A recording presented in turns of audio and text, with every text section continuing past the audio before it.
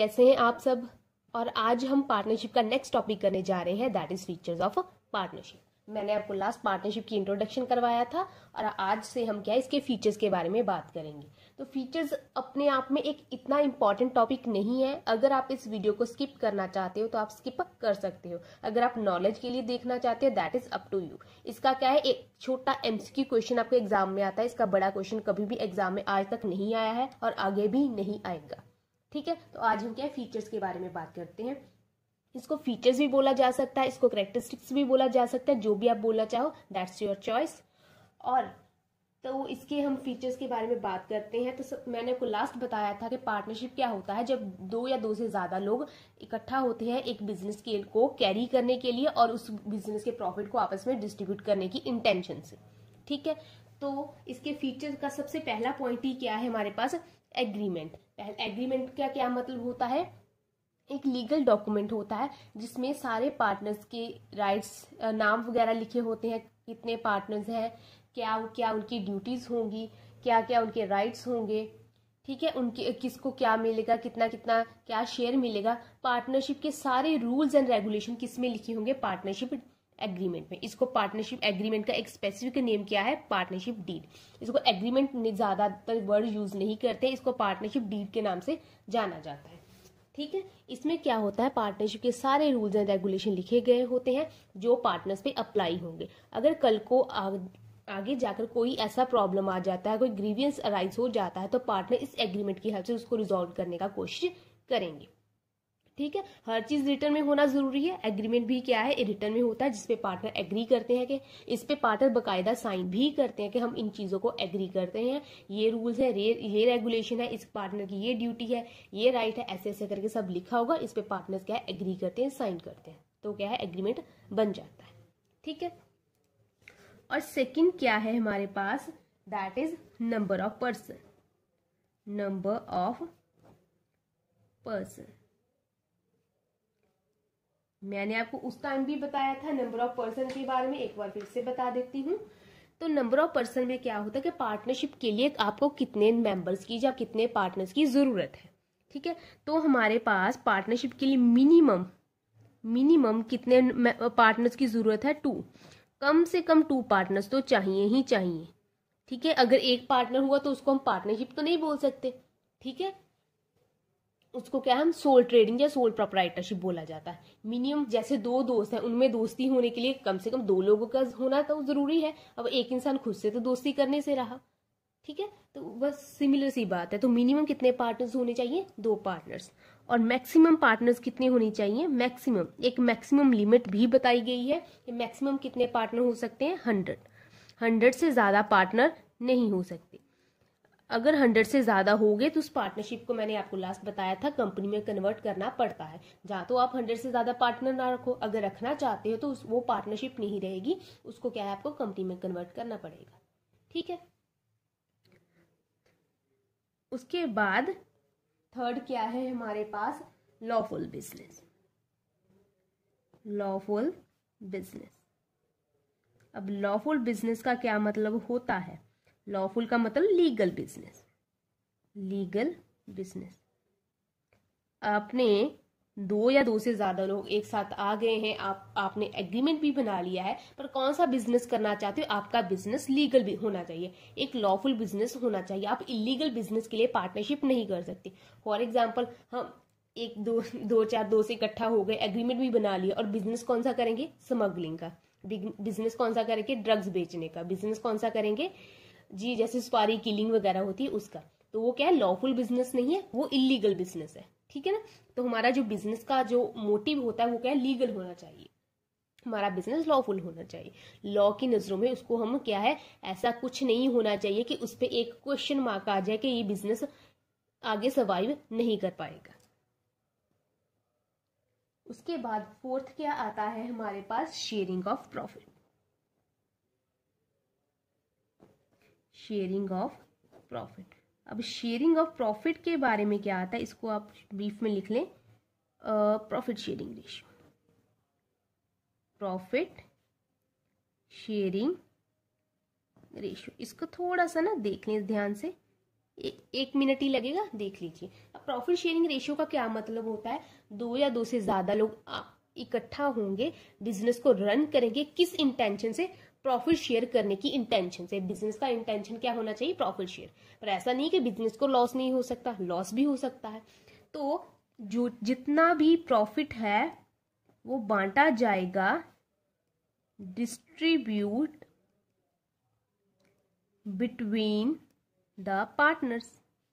जितना भी प्रॉफिट होगा वो डिस्ट्रीब्यूट होना चाहिए पार्टनर्स के बीच, not even profit plus loss भी। अगर ऐसा थोड़ी है कि बिजनेस को प्रॉफिट ही होगा लॉस भी होगा। जिस साल प्रॉफिट होगा प्रॉफिट बांटो, जिस साल लॉस होगा लॉस को भी डिस्ट्रीब्यूट करना है पार्टनर्स में। उनकी कैसे डिस्ट्रीब्यूट करना है, उनकी प्रॉफिट शेयरिंग रेशियो के हिसाब से। अब प्रॉफिट शेयरिंग रेशियो क्या होती है, ये पार्टनर्स आपस में डिसाइड कर लेते हैं। अब कोई भी चीज कितनी होती है, 100% होती है। मान लीजिए 3 पार्टनर्स है, ए है, बी है एंड सी है। ए बोल रहा है कि मैं पार्टनरशिप में ज्यादा काम कर रहा हूं तो मैं ज्यादा प्रॉफिट रखूंगा, मैं 35% प्रॉफिट रखूंगा। बी बोल रहा है कि ए, तीनों का आपस में म्यूचुअल कंसेंट होना चाहिए प्रॉफिट शेयरिंग रेशियो को लेकर। अभी आपको बताती हूँ, बी कम काम कर रहा है, उसको चलो 20% दे दिया। सी सबसे ज्यादा काम कर रहा है तो ये सी 45% रखेगा, ठीक है। ए थोड़ा ज्यादा काम कर रहा है तो 35 दे दिया, बी कम काम कर रहा है थोड़ा सा, उसे 25 दे दिया, और सी सबसे ज्यादा काम कर रहा है उसको 45। ये टोटल 100 बन गया है आई थिंक, ठीक है। तो ऐसा करके जो प्रॉफिट शेयरिंग रेशियो होती है उस पे तीनों पार्टनर्स का एग्री होना बहुत जरूरी है। इसके लिए तीनों पार्टनर आपस में एग्री होने चाहिए। तो इसको रेशियो को अगर हम क्या डिस्ट्रीब्यूट कर दें तो रेशियो क्या बन जाएगी, 35:20:45। तो इसको 7, इसको अगर हम, आपको आता ना 10th में आपने किया है, इसको शॉर्ट किया तो इसको 7:5 35, इसको भी 5 के साथ किया तो ये 4 आ गया, इसको 9 के साथ किया, ठीक है ना।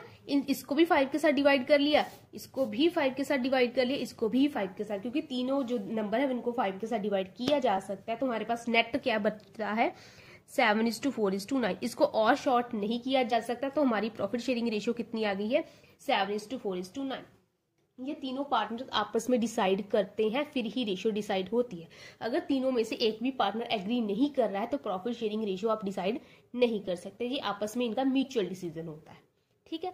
अगर आपको एक और छोटा सा, अगर फॉर एग्जांपल एक और चीज, अगर ये पार्टनर्स आपस में प्रॉफिट शेयरिंग रेशियो डिसाइड ना कर पाए, अगर profit sharing ratio not decided, ठीक है, आपस में इनका ए बोल रहा ज्यादा चाहिए, बी बोल रहा थोड़ा कम, बी को कम दे दो, सी बोल रहा मुझे सबसे ज्यादा चाहिए। अगर इस पे ये तीनों पार्टनर एग्री नहीं कर पा रहे हैं, उन्होंने डिसाइड नहीं किया, तो प्रॉफिट या लॉस हमेशा ही इक्वल बांटा जाएगा, इक्वल रेशियो में, ठीक है, इक्वल रेशियो में बांटा जाएगा। अगर आप मान लीजिए, अगर हमें किसी साल 12,000 रुपए का प्रॉफिट हुआ है और तीनों पार्टनर्स हैं, उन्होंने प्रॉफिट शेयरिंग रेशियो डिसाइड नहीं की है, तो 12,000 को तीनों पार्टनर्स में डिस्ट्रीब्यूट कर दो, तो कितना कितना आ जाएगा, 4,000 ईच, ठीक है ना। 3 पार्टनर ए बी सी और 12,000 का प्रॉफिट है, तो 12,000 को तीनों पार्टनर्स में इक्वल बांटना है, तो 12,000 को 3 के साथ डिवाइड कर दीजिए, दैट इज 4,000 ईच, ठीक है। अगर रेशियो डिसाइड हुई है और उस पर पार्टनर्स एग्री कर रहे हैं तो उस रेशियो में प्रॉफिट बांटा जाएगा। अगर रेशियो नहीं डिसाइड हुई है पार्टनर्स में तो प्रॉफिट या लॉस हमेशा ही इक्वल रेशियो में बांटा जाएगा। इसको कहते हैं 1:1:1 भी बोला जाता है, 1:1:1। इसको इक्वल भी बोल सकते हैं, 1:1:1 भी बोला जा सकता है। 3 पार्टनर है तो 1:1:1, अगर 2 पार्टनर है 1:1, ठीक हो गया। इसके बाद हमारे पास नेक्स्ट पॉइंट आता है, नेक्स्ट पॉइंट है अनलिमिटेड लायबिलिटी। अनलिमिटेड लायबिलिटी, अब अनलिमिटेड लायबिलिटी का क्या मतलब होता है, यहां पे लिख लो, पर्सनल लायबिलिटी। अब बिजनेस कर रहे हैं तो ऑफकोर्स कुछ ना कुछ रिस्क तो आपको उठाना ही पड़ेगा, ये जनरल सी बात है। कोई भी फील्ड हो आपको थोड़ा सा रिस्क तो उठाना पड़ता ही है। यहाँ पे भी पार्टनरशिप में क्या रिस्क है कि आपकी लायबिलिटी अनलिमिटेड है। अगर किसी साल बिजनेस को लॉस हो गया, बहुत ज्यादा लॉस हो गया, बिजनेस की पर्सनल एसेट्स भी को अगर हम बेच भी दें तब भी उस लॉस को हम कवर अप नहीं कर पा रहे, तब पार्टनर्स की पर्सनल एसेट्स उनका घर, उनकी गाड़ी, जितने भी पार्टनर हैं उनका घर, उनका गाड़ी, उनका बैंक बैलेंस, सबको हम क्या है बिजनेस में कैरी करना पड़ सकता है। उनकी पर्सनल लाइबिलिटी तक हमें रीच करना पड़ सकता है उस लॉस को कवर अप करने के लिए। ठीक है, अगर मान लीजिए 10,000 का लॉस है, बिजनेस की एसेट तो सिर्फ 4,000 का लॉस ही कवर अप कर पाई, तो जो 6,000 का लॉस है वो पार्टनर्स पर्सनल पॉकेट से बियर करेंगे। चाहे वो अपना घर बेच कर ले आए, चाहे अपनी गाड़ी बेच कर ले आए, चाहे कहीं से लोन लेकर आए, पर उनको क्या बियर अप करना पड़ सकता है। ये इसका एक ड्रॉबैक है। इसके लिए लिमिटेड लाइबिलिटी पार्टनरशिप एग्जिस्टेंस में आया। इस ड्रॉबैक की वजह से कंपनी एक्ट बना। इस ड्रॉबैक की वजह से ही हमारे पास लिमिटेड लाइबिलिटी पार्टनरशिप एक्ट जो है वो बना। वो भी करवाऊंगी आगे जाकर। ठीक है, इसके बाद हमारे पास आता है नंबर 6, दैट इज एक्ट। अब एक्ट का क्या मतलब होता है? पार्टनरशिप का एक अपना अलग एक्ट है, मैंने आपको लास्ट बताया था, पार्टनरशिप एक्ट 1932।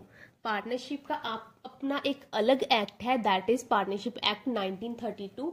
अब इसमें पार्टनरशिप के रिगार्डिंग सारे रूल्स एंड रेगुलेशन, कितने कैसे कैसे कोई कन्फ्लिक्ट्स आए हैं पार्टनर्स में तो वो कैसे रिजॉल्व हुए हैं, उसके रिगार्डिंग सारे जो लॉ ने उसके रिगार्डिंग क्या डिसीजन लिया है, क्या लीगल पार्टनर्स के ऊपर कॉन्सिक्वेंसेस आ सकते हैं, जो सब सारा टिप टू टो हर चीज जो क्या है पार्टनरशिप के बारे में हो सकती है, उसके रिगार्डिंग कैसे रिजॉल्व होगा, कैसे लॉ अपना इंटरफेरेंस देगा, वो सारा क्या है इसमें पार्टनरशिप एक्ट 1932 में लिखा गया है। 1932 वो ईयर है जब ये एक्ट बना था। ठीक है, तो इसमें एक्ट में हमारे पास सारा लिखा हुआ है। तो पार्टनरशिप फर्म जो आप बनाते हो, पार्टनर्स मिलकर, आप 2 या 3 पार्टनर, जितने भी पार्टनर मिलकर एक पार्टनरशिप जो बिजनेस बनाते हो, फर्म बनाते हो, उसको पार्टनरशिप एक्ट 1932 के अंडर रजिस्टर किया जाता है। ठीक है, और उसके बाद आता है कलेक्टिव मैनेजमेंट। इतने पॉइंट इनफ है, ये लास्ट है। कलेक्टिव मैनेजमेंट मैंने शॉर्ट फॉर्म लिखा है। कलेक्टिव मैनेजमेंट का क्या मतलब होता है? ऑनरशिप और मैनेजमेंट अलग अलग चीजें नहीं मानी जाएगी। Ownership and management not separate. Company के केस में ऑनर्स और मैनेजमेंट अलग अलग चीज होती है, बट यहाँ पे ऑनर्स और मैनेजमेंट दोनों सेम चीजें होंगी। पार्टनर्स ही क्या है बिजनेस के ऑनर होंगे और वो ही क्या है बिजनेस को मैनेज करेंगे, वही बिजनेस के डिसीजन लेंगे और उनके डिसीजन बिजनेस के ऊपर बाइंड अप होते हैं। अगर उन डिसीजन की वजह से बिजनेस को कोई नुकसान होता है तो वो पार्टनर्स का नुकसान ही माना जाएगा। ठीक है, ऑनर्स एंड मैनेजमेंट सेम ही होती है। इसके बाद इसकी रजिस्ट्रेशन की बारी आती है, ये भी कर ही लीजिए। ये लास्ट रजिस्ट्रेशन। अगर इसकी रजिस्ट्रेशन की हम बात करें तो पार्टनरशिप की रजिस्ट्रेशन कंपलसरी नहीं है, नॉट कंपलसरी। पार्टनरशिप की हमने क्या है ना, रजिस्ट्रेशन एग्रीमेंट बनेगा, रजिस्ट्रेशन होगी 1932 एक्ट के अंदर। अगर आप रजिस्टर नहीं करवाना चाहते हैं that is clearly up to you, पर इसका कोई कंपल्शन नहीं है। हाँ, अगर आप रजिस्टर नहीं करवाते हो तो कल को कोई कंफ्लिक्ट आता है तो उसमें थोड़ी सी आपको दिक्कत आ सकती है, क्योंकि आपने तो रजिस्टर ही नहीं करवाया था। ठीक है, इसलिए बेटर होता है कि हम रजिस्टर करवा ले, पर ऐसा नहीं है कि रजिस्टर करवाना ही पड़ेगा, ऐसी कोई कंपल्शन नहीं है। तो ये क्या है, मैंने आपको पार्टनरशिप के आज फीचर्स करवाए हैं। तो आज के लिए इतना ही रखते हैं, कल हम पार्टनरशिप डीड के बारे में पढ़ेंगे। तो आज के लिए इतना ही। Thank you so much.